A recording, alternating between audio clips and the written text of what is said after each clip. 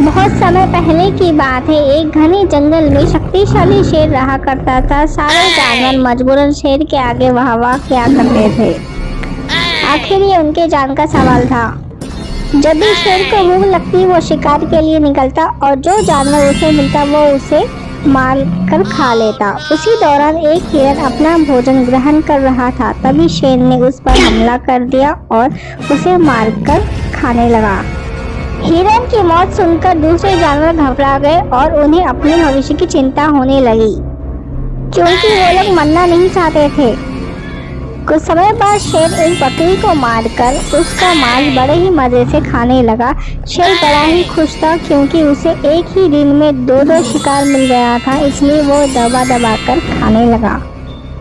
खाने के दौरान बकरी की नोकीली सींग मांस में आ गई और शेर बुरी तरह से घायल हो गया।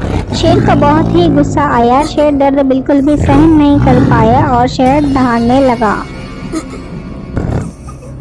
फिर शेर सारे जानवरों को बुलाकर बोला, मैं इस जंगल का राजा हूँ। मेरे पिताजी, दादाजी, परदादाजी इस जंगल में राज किया करते थे, तो उसी नाते से मैं इस जंगल का वारिस हूँ। यहाँ का हर जानवर को मेरी बात सुननी पड़ेगी, जैसे तुम सबके बुजुर्गों ने सुनी थी। इस जंगल पर मेरा ही राज है और रहेगा। कृपया, मैं ये रोज रोज के शिकार करते करते थक गया हूँ, लिहाजा तुम सब जानवर आपस में तय कर लो कि मेरा कल का भोजन कौन बनेगा।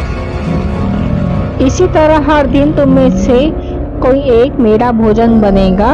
इसी में तुम्हारी भलाई होगी और यही मेरी आज्ञा है, जो तुम्हें हर हाल में सुननी है। फिर सभी जानवर इकट्ठे हुए और फिर लोमड़ी ने बोला, जंगल के मेरे प्यारे वासियों, हम सबको अपने दिल पर पत्थर रखकर शेर का निवाला बनना ही है। तो कल कौन जाएगा शेर का भोजन बनकर? मेरे हिसाब से गेंदा तुम ठीक रहोगे, तुम कल चले जाना। फिर अगले दिन ही सुबह गेंदा बड़ी दुखी के साथ शेर के पास गया। फिर शेर ने गेंदे पर हमला कर दिया और उसे खा लिया। और फिर अगले दिन जंगल में हाथी और बंदर की मुलाकात हुई। फिर हाथी बंदर से बोलता है, अरे बंदर भाई, जंगल में सुख शांति नहीं रही, पता नहीं कब किसे मरना पड़े। अरे हाँ हाथी भाई, इसी डर से ना मुझे कुछ खाई नहीं जा रहा है, कुछ पी नहीं जा रहा है। अब क्या कर सकते हैं, हमारे हाथ में कुछ है क्या? हर बार की तरह सारस भी शेर का निवाला बन गई। इसी तरह कई महीने गुजर गए और फिर आखिर में खरगोश की बारी आई। खरगोश बाकी जानवरों से चतुर था, इसलिए वो शेर के पास ना जाकर भालू से बातचीत करने लगा। अरे भालू भैया, मैंने सुना है कि आपकी पत्नी का जन्मदिन था, तो आपने मुझे क्यों नहीं बुलाया? खैर कोई नहीं, आप बताएं आप कैसे हो, सब ठीक तो है? आप बहुत पतले से नजर आ रहे हो। इसी तरह खरगोश बेकार की बातों में उलझा रहा और वहाँ शेर खरगोश की राह देख रहा था। राह देखते देखते सुबह से शाम हो गई और शेर को बहुत ही गुस्सा आ गया। शेर को बहुत तेजों से भूख लगी थी। ठीक है भालू भैया, मैं चलता हूँ, फिर कभी मैं आपसे मुलाकात करूँगा। फिर शाम होने पर खरगोश शेर के पास आया। फिर शेर ने बोला, दो कौड़ी के खरगोश, तेरी ये मजाल जो तूने इस जंगल के राजा शेर को इंतजार करवाया, तेरी हिम्मत कैसे हुई? मैं तुझे नहीं छोड़ूंगा। और बता, आखिर तूने ऐसी गुस्ताखी क्यों की? क्यों देर से आया? क्षमा करे वनराज, मैं ऐसे गुस्ताखी करने का सोच भी नहीं सकता हूँ। मैं और मेरे कौम के लोग आपकी बहुत इज्जत करते हैं। वो दरअसल मैं आपका भोजन बनकर आ ही रहा था, तभी रास्ते में मुझे एक और शेर मिल गया और वो कहने लगा कि वो इस जंगल का राजा है और इस जंगल में राज करेगा। ऐसे तैसे करके मैं अपनी जान बचाकर आपके पास आया हूँ।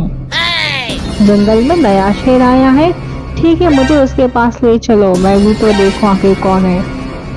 चतुर खरगोश ने शेर को कुएं के पास ले आया।